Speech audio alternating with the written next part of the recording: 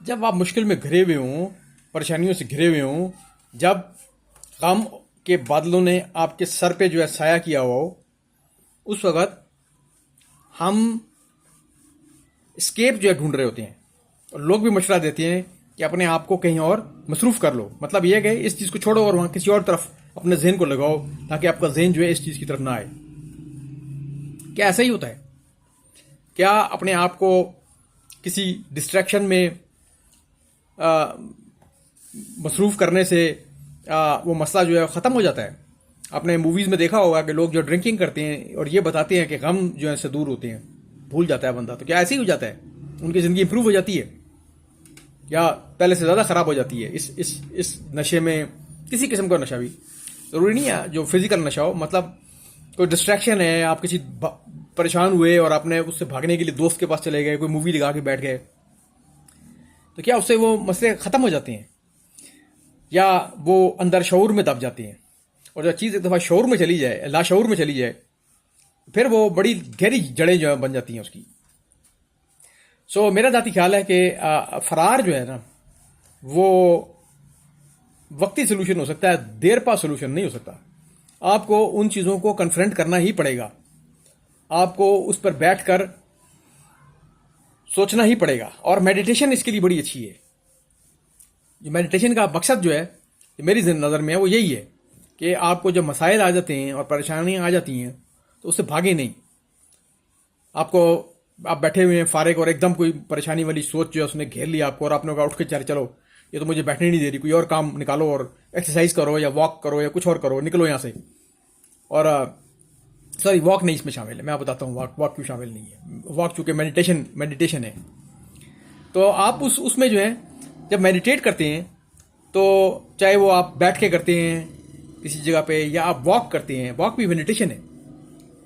क्योंकि आपके पास अब कोई कुछ और करने को नहीं है, कोई और मसरूफियत नहीं है, तो आपको अपनी या तो सोच आएगी या फिर आप इर्द गिर्द के वो उसको नज़ारों को देख रहे होंगे। उससे भी बेहतर, वॉक से भी बेहतर जो बैठ के मेडिटेशन करें। इसमें यह है कि चूंकि आपको डिस्ट्रैक्शन जो है वो इर्द गिर्द के माहौल की भी नहीं है, तो आपके पूरी कंसंट्रेशन जो है अपने ऊपर है। उस वक्त ये होगा कि सारे मसाइल जो हैं वो एकदम जिस तरह प्रेशर कुकर खुल जाता है इस तरह दिमाग में आने शुरू हो जाएंगे। उनको आने दें, उनके बारे में सोचें नहीं, उनको बस आने दें, उभरने दें।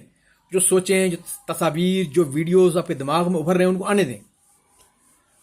अगर कोई आपको बुरी फीलिंग पेट में कहीं महसूस होती है, चेस्ट में फील होती है, जहां कहीं भी फील होती है, जिसको पुराने लोग कहते थे दिल घबरा रहा है, खासतौर पर औरतें कहती थी दिल घबरा रहा है। आज पहले तो लोग डिप्रेशन का जिक्र ही नहीं करते थे ना, दिल घबरा रहा है। तो आपको जहां भी वो फीलिंग हो रही है फोकस उधर करें,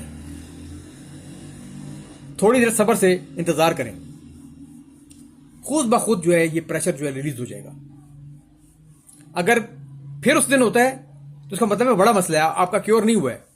ये क्योर है आपका, मरहम आपने लगा दिया उस पर, बगैर जजमेंट किए, बगैर गौर किए, बगैर कोई एक्शन का सोचे हुए। एक्शन नहीं सोचना आपने, मैंने ये करना है, मैंने ये करना है।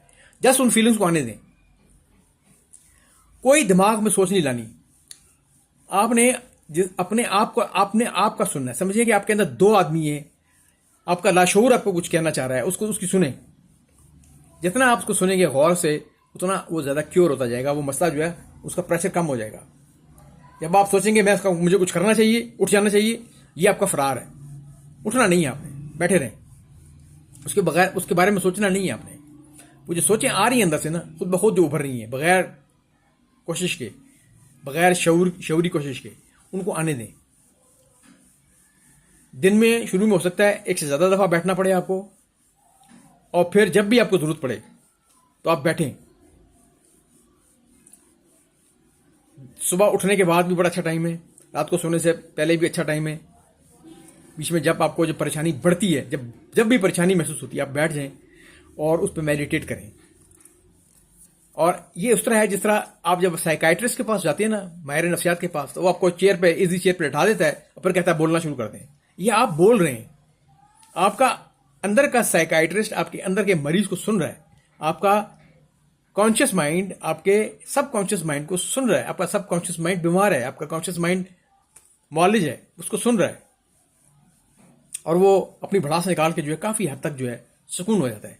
कई दफा आपने सुना है, आपने गौर किया कि आपको मसला होता है और किसी से बात आप कर रहे हो मसले के बारे में, और आपको उसी दौरान जो है आइडिया आ जाता है, फिर आपको पता चलता है अच्छा अच्छा मैं बात इसीलिए कर रहा था कि मैं सोचना चाह रहा था।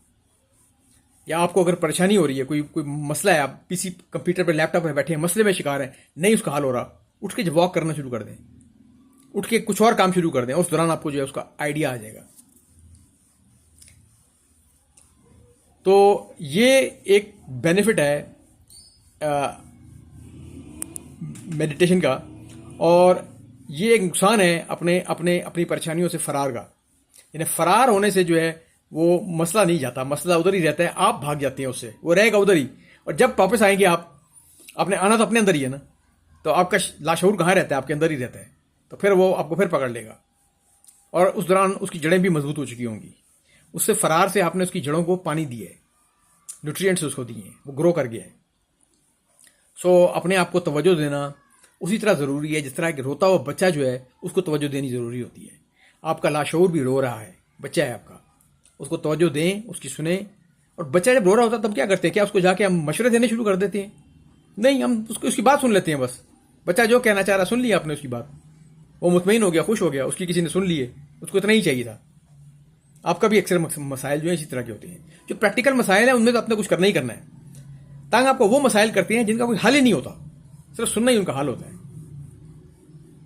तो इसको अपनी इस किस्म की मेडिटेशन को अपनी जो सेल्फ थेराप्यूटिक मेडिटेशन है इसको अपनी ज़िंदगी में अपनाएं, तो आपको जो है ये यकीनन जो है आपके लिए काफ़ी सुकून आवर जो है एक सेडेटिव, एक ट्रैंकुलाइजर, एक एंटी डिप्रेसेंट का काम जो है देगी।